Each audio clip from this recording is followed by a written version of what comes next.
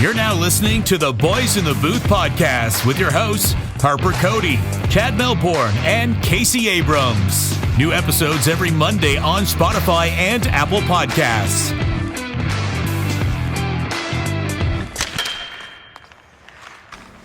Hello and welcome to episode 110 of the Boys in the Booth podcast. I am your host today, Chad Melbourne, and I'm joined by Casey Abrams in person. And we don't have Harper Cody on the podcast today, but we're actually in Harper's apartment, and he just showed up. He was late, and that's why we're here. But Case, maybe you can touch on that and just tell the listeners how you're doing. Yeah, we were supposed to be here at 10 o'clock to try to record, so I naturally sat in the parking lot at Harp's house for 30 minutes waiting for the other two. And Chad gets there with some Starbucks because he knew that Harp would be late, so he was kind of playing the playbook. And, well, regardless, it's 12 o'clock now, and we're starting to record, just the two of us. As you can see, I am not in Sweden. This is not Sweden. Yeah, this is Canada. That's right. So COVID once again ruined that. That'll be the last time I mention the C word this episode. Moving on. Yeah, wow. That's it's a shame that you're not there, but you know what? It's good that you're here because we can hang out in person and again, we are in person. We were supposed to be going down to Rotary Park for 12 o'clock, but it's 12 o'clock now.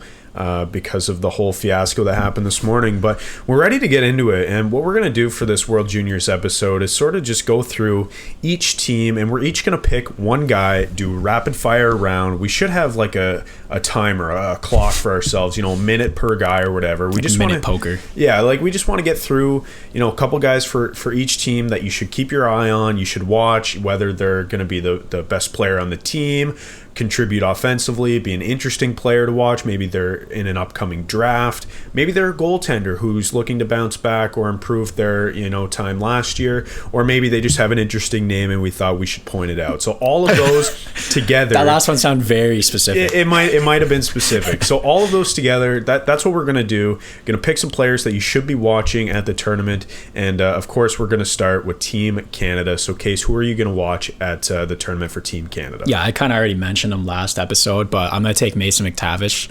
He's one of the maybe 4 or 5 guys that has NHL experience in this tournament.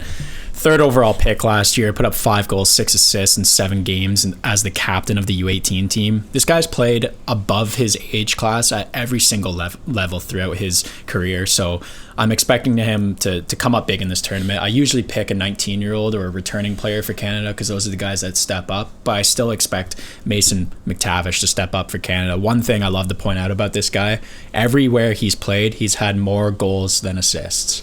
This guy is a pure goal scorer and reminds me of Tavares, where he's just going to be in an open spot all the time and will get fed by the other talented players on this team. Good players find a way to get open in the offensive zone. They find a way to get lost, and Tavares is a good example of that, and looking forward to seeing Mace McTavish do that as well. He's one of the few players in the league who has NHL experience. Yeah, he's got 2 goals in the NHL. That's 1 right. in the AHL, 5 in the OHL in 4 games. It's like he hasn't played many games this year, but everywhere he's gone, he's produced. And by the way, Case, I love how, because we're in person, you can kind of let me know that you want to chime in. Like you can, you did that, and then we don't have to talk over each other on Zoom. Is it? Yeah, that's what it's. This is great. And yeah, like I said, one of the few players with NHL experience, so that's going to be, a big plus side for him. Ton of players on this team we could have picked. Like we mentioned last episode, we did a snake draft and we picked 6 players who are going to have an impact on this team. Connor Bedard was one of them. Shane Wright, 2 players, exciting young players to watch. But the guy who I'm going to go with, and it's a bit of a flip-flop from our last episode, where I talked about Sebastian Cossa, who was the 15th overall pick in this most recent draft. I'm actually going to talk about Dylan Garend, and that's who I'm going to be watching at this tournament coming up. He's the other goalie who is going to be getting some starts. 4th round pick of the New York Rangers, and we would expect, all of Team Canada's goalies to get some time in, but especially those two, Dylan and Sebastian, for sure. Just signed his ELC with the Rangers, which I think is important because that's the Rangers saying that, look, this guy is at least close to the NHL and or at least within a 3-year period. So they believe in this guy, their 4th-round pick. They just signed him, and I'm looking forward to seeing what he can do between the pipes. And let's be honest, I don't think Canada has the best goaltending at this tournament, but they have 2 very capable goaltenders right now, and Casa being the highest pick from a goaltender in a while. I guess Askarov is the other guy, but I'm just looking forward to seeing what this tandem can do. And if I'm not going to pick Casa, I'll pick Garend. So that's what I'm saying. Well, I think there's maybe better goalies in the tournament like Askarov and Wallstedt, but I think that when it comes to tandem, this is the best tandem in the tournament, and it kind of reminds me of like Carter Hart and Mackenzie Blackwood playing in the same tournament together. One a 1st-round pick, one a 2nd-round pick, both tearing up their respective major junior hockey teams. So, it's reassuring knowing that we have both of these guys on Canada, whereas last year it was kind of a toss-up who was going to be the starter, and then a junior A player ended up taking over. Yeah. And Garend was there last year, if I'm not mistaken, but it turned into Devin Levi stealing the show, which was pretty crazy. And I do want to say, now we're going to move on to our next team here, but I do want to say, obviously, no fantasy corner this episode. We would have already done that, and no cap or no cap either. Fantasy corner, it's because the whole season's on pause. We didn't want to talk about that. And it's just, we had 3 games or so played in our fantasy league, and it's just pointless. So at this point, I don't know what's going to happen with fantasy, if they're going to extend it. Literally pointless. Or 9 points to 5 is what I beat Allen this week, which is stupid. But anyways, let's go to Finland, Casey. Who are you watching for Finland? Yeah, I got a returning player from Finland last year who is looking to upgrade on that bronze medal last year, and that's Ronnie Herbanen. He's going to be their captain this year. He's kind of like one of the guys on Finland that I usually like to watch. I don't really like watching their more skilled players, but he's a guy that plays way above his weight size and his height. He's 5'9" and 172, but plays like he's 6'4" in the corners. Yeah. A lot of fun to watch. He's 19 years old, has 134 games played in the Liga. 53 points, and he's going to be captaining his team, like I said. But one thing he's got to figure out this year is stay out of the sin bin. Yeah. This guy blew it for their team last year. There's 2 or 3 of them that penalties nonstop, 18 penalty minutes in 7 games last year. And if he stays out of the sin bin, this guy's going to be way higher than a point per game player in this tournament. Yeah, he's a good player, and he's a Maple Leafs draft pick, and I'm surprised you picked him, with the little anti-Leafs bias there. But, you went with a Maple Leafs pick, and I'm excited to see him play. I'm going with another Maple Leafs pick, actually, and, I was thinking of Mikko Kokkonen, but he's actually too old for the tournament this year. He was a solid defenseman for the team last year, but I'm kind of burying the lead here. It's Topi Yamala. He was the defenseman of the tournament last year, and I expect nothing less this year. I mean, he's a year older. He has more experience in the Finnish Liga, and he's been fantastic this year. Topi Yamala has. He's a Leafs 3rd-round pick, and like I said, he was fantastic last year. He has 24 points in 31 games played as a defenseman in the Finnish Liga this year. That is incredible. And I was telling you earlier, I read this article on The Athletic, and it was titled, "Is Topi Yamala's NHL timeline pushed forward because of his, production in the Liga, playing against men, nearly a point per game as a defenseman?" That certainly makes me happy, thinking of the best teams in the NHL. What do they have all in common? They have guys coming up who, are late round picks, great finds in the draft, and that's what you need. And so 3rd rounder, not too late, but he's a very promising player, and I expect him likely again to be the defenseman of the tournament, because how can you expect him to regress when he's just got a year older? Yeah, exactly. And like you said with Toronto, it's good to have those players that can play at an entry-level contract when you're in cap hell, right? Exactly. You need those late picks to really show up and shine. So that's your guy. Exactly. Okay, check. Who you got, Case? For the 2nd time in a row, I'm going to pick Stanislav Svozil III. The 3rd. This was my player to watch last year after being named the Czech League Rookie of the Year at 16 and a defenseman. I watched him closely last year, and although he didn't, he had sheltered ice time and didn't put up a ton of points, he was the most noticeable player on the ice at all times for his team when he was on the ice. Every time he stepped on the sheet, it was like Svozil is the guy that I can see stepping up. And again, I don't expect him to be overly flashy this year or put up a ton of points, but he's going to eat some important minutes for this team. Yeah. Well, that's a good pick. And I've got Yon Mijak. He's one of the 2 players on this Czech team who's been drafted to the NHL. Mijak was a second rounder in 2020 to the Montreal Canadiens, and he had 31 points in 25 games in the OHL this season. And so I think, if you're looking for scoring on this Czech team, it's not particularly deep, as we know, but I think Mijak will be, looked to put the puck in the net, because they're going to have that top line of him and Chromiak, and that's pretty much exactly. And again, 2 returning players on that team, so those are our guys to watch. Okay, Germany case. Yeah, I'm going to take another returning player and a captain of Germany, and that's Florian Eliash. I'm pronouncing it Eliash because that's the way I'm supposed to pronounce Patrick's. Yep. And what is the other pronunciation? Elias. I don't really know who's who, so okay. This is our warning where we're going to butcher a ton of names on this episode, and we're not held accountable for that. I was shocked, absolutely shocked, to see this guy get passed up in the draft this year. Yeah. Like, blown away. He was the best player on this team last year, not named Stützle or Peterka. Yeah. Like, every time he stepped on the ice, he was doing something right. He put up 4 goals and 5 assists in 5 games. Yep. And then didn't get picked up after being named Dell Rookie of the Year as well. Yeah. I was kind of blown away. So, after a great showing last year and being named the Rookie of the Year, I expect him to be hungry at this tournament, look to really produce so that he can get drafted as an overager this year. Mm-hmm. Yeah, I mean, that's surprising, because I remember watching him last year and being like, who is this guy, and you think to yourself, okay, maybe he was being carried by, say, a Stützle or someone, but 9 points, he said, in 5 games, that's not something to scoff at. So, it is surprising. I'm going with a different player. I'm going Alexander Blank. This is a guy I just found when doing some quick research on this team. He's one of the few players on this team who's played in the highest professional league in Germany, and that's the Dell. They might have like 5 or 6 players, and he has 10 points in 26 games. And again, that's nothing to scoff at here. Like, being a young player, playing against men, having 10 points in 26 games, I think that's respectable. I think the offense will likely run through him and Eliash as well, because this will be a guy who they're looking for, a bit of an offensive jump. And we know with these teams, we're talking the Czech, Germany, Austria, these teams, they're not particularly deep. So they typically rely on 1 or 2 lines to drive their offense. And I'm hoping, now that I've picked this guy, that Blank has a good tournament. Also, a pretty cool name. Pretty cool name. A guy I thought you were going to take is Florian Bugel, I believe is his name. Goaltender. That's the goaltender. Yeah.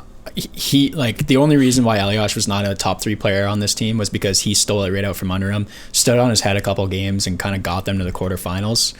He only played like 4 games or 3 games, but was enough to get, top 3 player of the tournament. So that's a guy to, still keep an eye on, see if he can stand on his head, even though, like, he's a Alps HL player. Yeah. Blows my mind. There's a lot of those. There's a lot of Alps HL for this tournament. There's a lot of Ice HL. There's a lot of those leagues. So when you do find a player who's played in say the Dell or the Dell 2, especially for Team Germany, you think, okay, this player has some experience, and he's obviously trusted to play at the highest level against men. So you look to that and you think, okay, this might be a player. And that was my explanation for and this team Blank. gets better and better every year. So that's right. That's definitely true. And side note here, like, as we're talking about this, and we've said this before, this is a 19-year-olds tournament. This is the oldest players who are returning. They come in and they dominate this. So while there might be a ton of like good young prospects here, and the younger players, like we've got a 16-year-old on Team Canada, mentioned that about 50 times last episode, in Connor Bedard. You can expect whatever you want from those players, but don't expect them to dominate like the older guys will. Yeah, and it's kind of. I'll talk about it when we get to them, but okay, let's go ahead. Okay, so next then we've got Team Austria. Who you got? Yeah, it's sometimes pretty hard to pick a guy from this team, but recently there's always been one standout player that kind of catches your eyes, and you say, okay, like that's a Marco Rossi or whoever it may be. And I've got another Marco for you to watch, and this guy is actually going to be a stud and could have like a Nico Hischier-esque tournament where his team is trash, but he's like, I'll put in 8 to help you out. And that's Marco Casper. He's a first-round projected player right now, kind of middle of the pack. Played 4 games last year at the tournament as a 16-year-old. He got the late call-up last year, the SHL, as a 16-year-old, and played 6 games and won a silver medal in the playoffs with them, too. So now he's also played in the Champions Hockey League because he played for Rogel, which is not...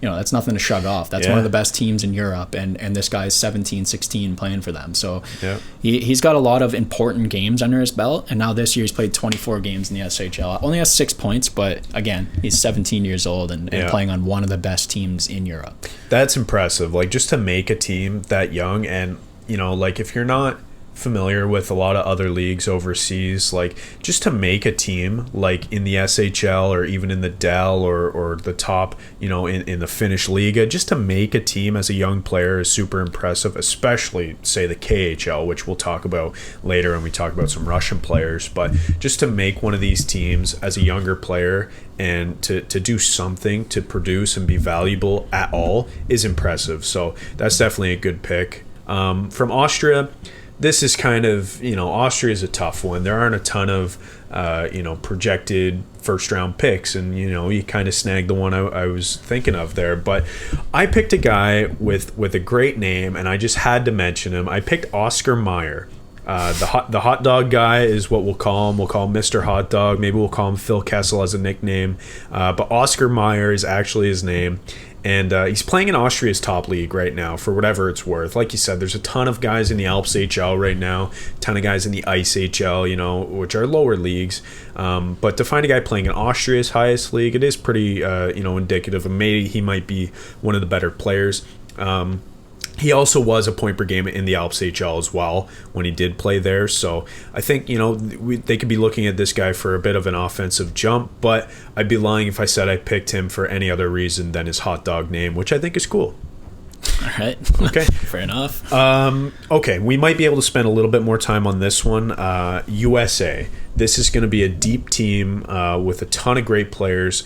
We've got a Maple Leafs draft pick here, and we've got a Devils draft pick here. So I don't actually think either of us are taking them, but who you got here, Case? And I'm sure there's a million other honorable mentions as well. Yeah, I think it'd be a little on the nose for me to pick Luke Hughes this year. I do think they're going to have a great decor. Oh, yeah. Really great. I think they're going to struggle up front. Yeah. And they're going to look to a few individuals to score all their points. Matty Beniers being a kind of obvious one to pick, but I went with a different guy. I went with Sasha Pasteur. Okay. Does not sound like American, no. But he is, sure is, playing in Guelph. He could have the best shot in the tournament. Okay. He's going to rival a couple guys, maybe a Perfetti or a McTavish or a Holtz or someone like that. But I've watched this guy play, a few highlight clips, and he has a nose for the net. He's not overly big, but gets there, rips the puck, and is always willing to shoot. 30 goals for the development team last year, so they're very familiar with him.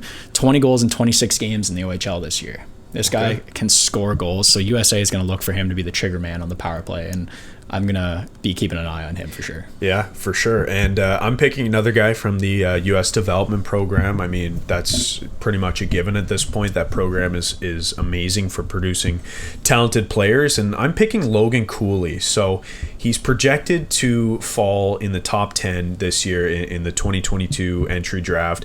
But he has slowly been sliding up the ranks. We've heard of some guys sliding down the ranks, like a guy like Brad Lambert. He's slowly sliding down. Well, Cooley is going in the right direction here, and I've seen him projected as high as 4th overall for this upcoming draft. So obviously then, because he's projected to go this year, he is a younger player, and I've mentioned that you can't expect a ton from younger players, but that really isn't what this episode's about. It's about guys who are going to be fun or interesting to watch, like we've mentioned, and Logan Cooley is certainly up there for me.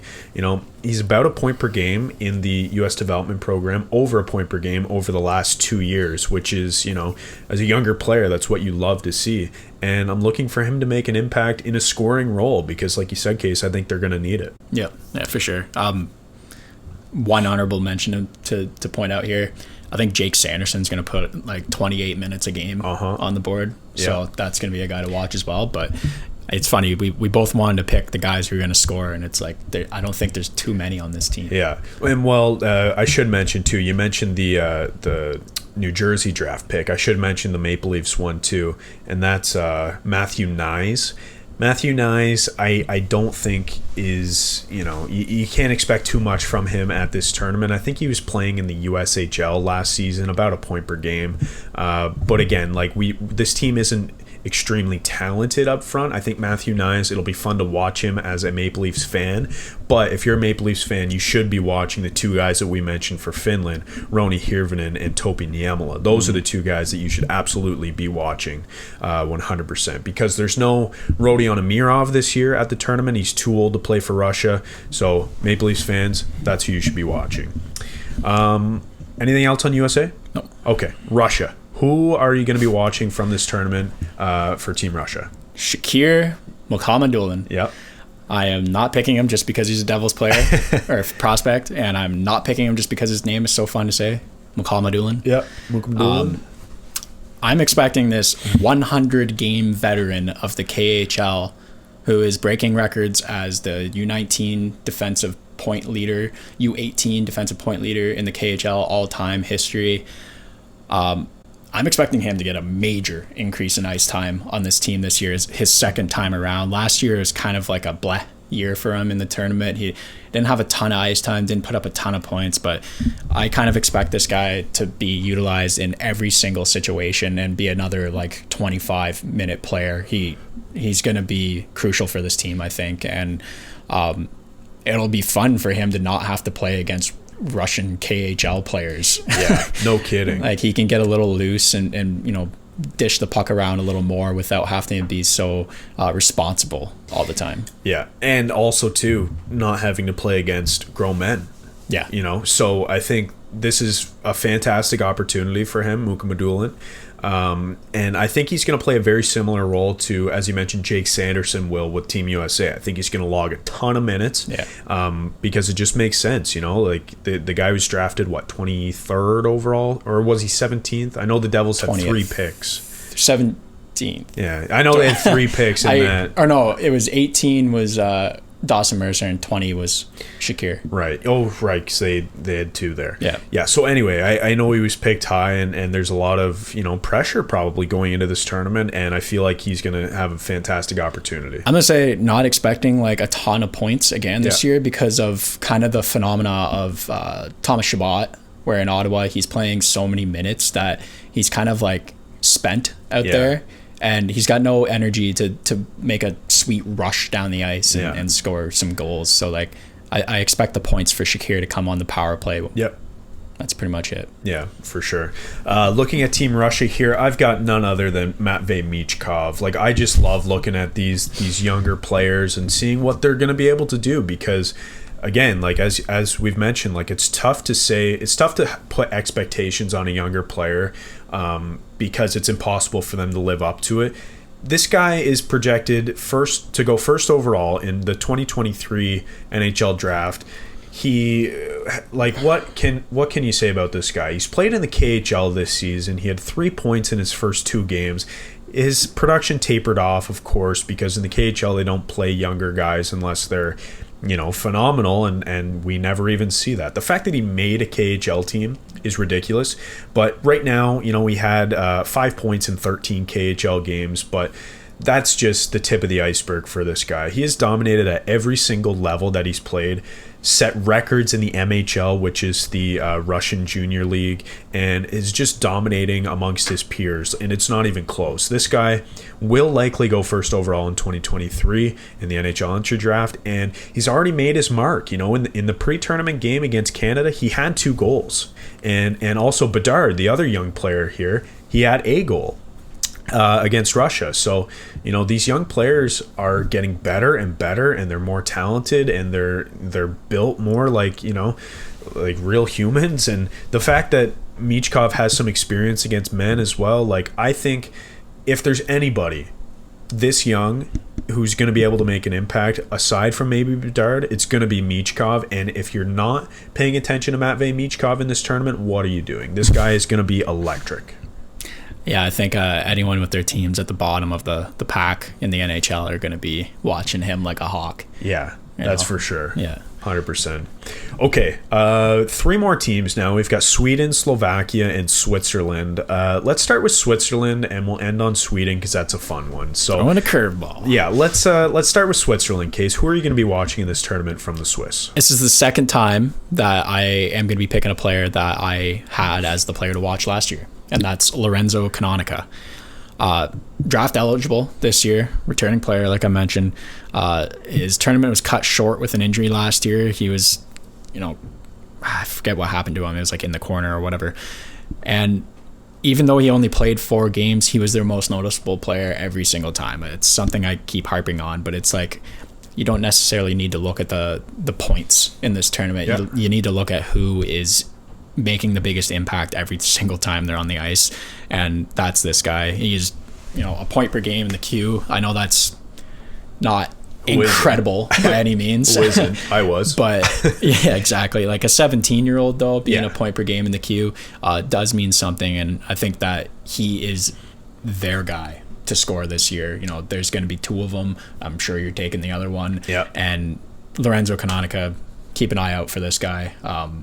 Likes to play with a physical edge too, which you love to see. Love it. And he'll look to put the puck in the net for this team. Okay, that's a good pick. I'm taking another returning player here, and that's Simon Knack. He's one of 2 players on this team who were drafted to the NHL. Simon Knack was taken in the 6th round last year. He's played in the Swiss A this year. He has 8 points in 25 games. That's, you would expect maybe a little more production from a prospect. But again, like these teams, we're talking Switzerland, Slovakia, Germany, Austria. They're not incredibly deep. So I think, they're going to rely on a guy like Simon Knack to drive the offense here. For what it's worth, in 24 games played in the WHL last year, he had 29 points, so he was over a point per game. And again, I know we joke like who isn't in this tournament, but it is, nice to see that these players have some North American experience. They've played against, North American players, and I think Simon Knack as a returning player will be relied on, quite heavily to drive some offense here for Team Switzerland. Yeah. Okay, let's talk about Slovakia and then Sweden. Who are you going to be watching for Team Slovakia, Case? I'm going to take a Jakub Demek. Okay. Tell you that Vegas fans, all you new Vegas fans out there, they got to feel good about selecting this 6'4", 196-pounder in the 4th round of the entry draft this year. At the same time, he was selected in the WHL, what's that draft called? Where they draft Europeans. Oh God. Import draft. Yeah. He was drafted 1st round in that. So he played in all of the different Slovakia leagues last year, tier 1, tier 2, tier 3. Okay. So got a little experience there. It was kind of like you had no clue what this guy was going to be. Well, I'll tell you, coming to the WHL has been the best thing for this guy because he is leading the Edmonton Oil Kings with 35 points in 28 games in the WHL this year. That's big. Like, low scoring league. Yeah. Right winger in his first year there. He'll probably be rookie of the year in that league. So I'm going to be keeping an eye on him. And like I said, Vegas just has to feel good. After trading all their 1st round picks, they need some of these late guys to hit. And that's the thing, right? Like, if you're going to be a good team in the NHL, you need your late picks to hit. Like, we've mentioned that. We've seen it with, Tampa Bay, who just finds guys, and even Pittsburgh, like, who didn't have a 1st round pick forever, but just finds guys in the later rounds. So it's good to see, and you definitely need it. For Team Slovakia, I'm going with a guy who is projected to be picked in the top 10 this year, closer, towards the 10 spot. And that's, and forgive me for this pronunciation because this might be bad, Juraj Slakovsky. Slakovsky is supposed to go, like I said, around the 10th spot. His draft stock, similar to Cooley's, like I mentioned, has been rising at the right time. He has just 4 points in 20 games played in the Finnish Liga this year, which is the best league in Finland, and it's a pro league there. But that being said, he absolutely dominated the U20 for his respective team, and 18 points in 11 games. So you would expect this guy, because he's so talented and expected to go so high in the draft, to again just be able to have some spark and provide some offense for this team, which again, as we've mentioned, a lot of these teams aren't very deep, so they're going to be relying on these younger, more talented players to sort of drive it. And Slakovsky will get more of a shot to step into, say, a top 6 role on this team than, say, a guy like, well, I don't know where Bedard is going to play, or Mijak, but it's just because they aren't as deep, so he's going to get a great opportunity. You're going the exact same way as where I was going to go with that, where Canada, they've got the top players, so they need to play the top players. Yep. It doesn't matter how old you are, how much your potential is. It's whoever's playing the best is playing. Yeah. With teams like Slovakia and Germany and Austria and Switzerland, if they have players that are projected to go high in the draft, they need to play those players because they need to promote hockey in Slovakia. Good point. That's the biggest thing. You need these young future stars to get all of the limelight so that other Slovakians can feel good and feel like they want to play. Yeah, that's an excellent point. It's a little like, that's a topic you can talk about for a whole episode, but that's something that I do love about this tournament. Is it kind of, you're seeing it with Germany. Yeah, it's happening with Germany. Germany kind of never in the tournament. They'd get in, then they'd be relegated. They get in, they'd be relegated over and over again. Well, now you're seeing more and more good German hockey players coming up through the system, and I have to think that's starting with Leon Draisaitl. Yeah. Draisaitl, and then you've Reeder and all these guys who kind of have lit up at the U20s. Yeah, they have been important for this because now they have Stützle and Peterka and before that Moritz Seider, and then now they've got Peterka, and then last year was Stützle and Lucas Reichel and all of these guys. So it's a great point, and you love to see that kind of stuff. And again, that's why I think Slakovsky is going to get a great opportunity at this tournament. Yeah, so I was telling you yesterday, I went to a World Junior game maybe 15 years ago or however long it was in Ottawa, and the teams playing were Sweden and Finland. And at that game, I cheered for Finland because they were such an underdog in this tournament that, I always love an underdog. So I cheered for Finland. Everyone around me was wearing yellow. I'm going crazy. But that's what this tournament has done. Finland's come a long way. 10 years ago, they were not one of the best teams in this tournament, and now look at them. So that's kind of what you want to see happen with Slovakia and Germany, and you just kind of want to see the playing field get evened out a little bit here, and that's what you hope for with guys like butcher his name for me. Yeah, Slakovsky. Yeah, that's right. And you mentioned Germany, and we talked about some of the players they've had. I think you mentioned it started with Draisaitl, and that's right. And then it was Moritz Seider, and then Timmy Stützle, and JJ Peterka and Lucas Reichel, and it's a similar thing where one player kind of starts it, and maybe a guy like Slakovsky will kind of spark the next generation of Slovakians in this tournament. And if that were the case, you would absolutely love to see it. Yeah, for Germany, the kids at home are thinking, oh, maybe I don't have to play soccer. I can play hockey. Slovakia, they're thinking, oh, maybe I don't have to play tennis. Yeah, whatever they do in Slovakia. We can play hockey. So you think that when Czechoslovakia broke up, it seemed like all the good players were coming from the Czech. Well, this team has come a long way, even though they are still one of the bottom teams in this tournament. Yeah, well, there will definitely be some exciting players to watch, and Slakovsky is up there for number one for me. Okay, last team here. We got to talk about Team Sweden. I said we would end on it because it's a fun one. Case, who will you be watching for Team Sweden this year at the tournament? I got to do it. I really have to. It's the second devil I'm going to take, and it's Alex Holtz. He's looking for a redemption tournament. Last year was not what he wanted, not what we expected from them. And again, he's one of the only players in this tournament with actual NHL experience, and he has looked very good in Utica in the AHL, kind of controlling the play and scoring at will. So I'm expecting, again, for him to be the trigger man in the pre-tournament. He was in that Alex Ovechkin spot and just ripped one top cheddar on the power play. So that's what I'm expecting from him. And once again, this guy will shoot the puck from everywhere. Yeah, absolutely everywhere. And with all the power he can muster in it, one of the only guys that's going to match Sasha Pasteur in shooting. I bet he has 10 shots a game. Yep. I could definitely see that. And Holtz is a great pick. Like we've mentioned a million times, like having NHL experience, there aren't many guys who do in this tournament. And that just puts you on another level. It gives you, that perspective in this tournament and a bit of a chip on your shoulder as well. Like you kind of think, I have played at the highest level.